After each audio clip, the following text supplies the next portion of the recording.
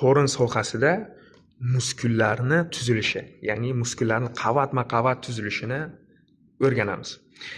Nima uchun muhim topografik anatomiyada desak, operatsion kirishda qavatma-qavat ochib kiramiz. Ya'ni teri, teroskletchatka, yuzofatsiya, keyin muskullarni birin-ketin ochib kiramiz. Operatsion kirishda muskullarni yo'nalishini bilish muhim hisoblanadi. Shuning uchun ham boshladik. Xo'sh, qo'rinni muskullari, ya'ni old, orqa guruh hamda old yon guruh muskullar qo'rinni kindigidan yuqorida, ya'ni kindikdan yuqorida, kindik sohasida va kindikdan pastda o'zgacha tuzilishda joylashgan. O'zi aynan mana shuni ko'ramiz. Xo'sh, aynan nima uchun kindikdan yuqorida, kindik sohasida, kindikdan pastda harakati o'zgaradi muskullarini desak, mana bu musculus rectus abdominisni harakat tufayli.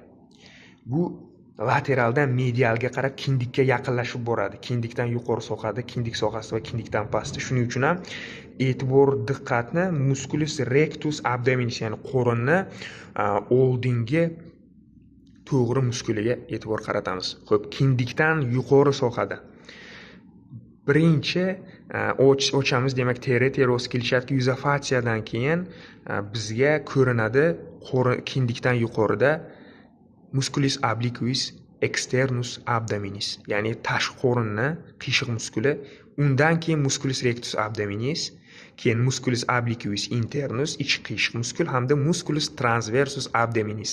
Yo'nalish shunday. E'tibor qilsak, tashqi qiyshiq muskulni ostida yotibdi musculus rectus abdominis kindikdan yuqorida. Endi kindik sohasida endi medialga qarab yo'naladi. Musculus rectus abdominis natijada musculus obliquus externus et internus abdominisni ostida bo'ladi bu.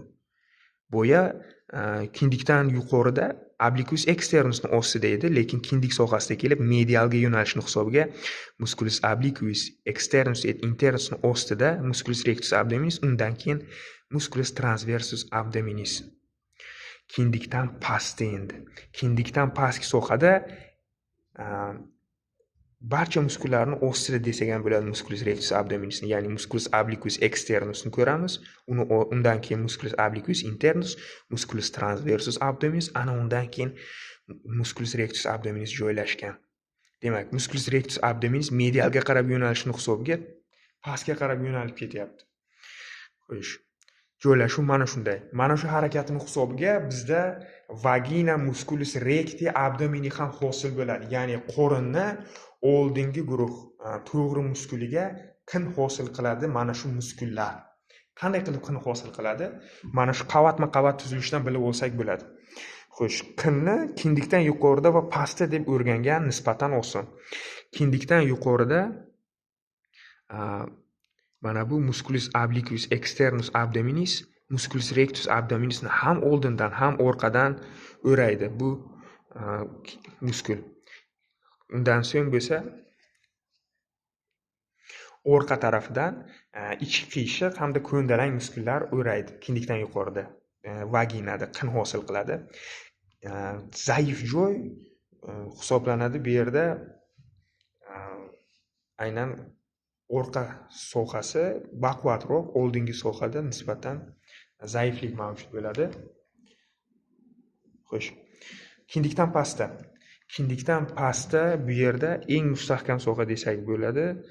Sababi oldindan 3 ta muskul o'raydi musculus rectus abdominis. Ham obliquus externus, obliquus internus, transversus. Oldi mustahkam, lekin orqasida faqat fascia transversale turadi. Shuning uchun ham zaif joy qo'rin sohasida.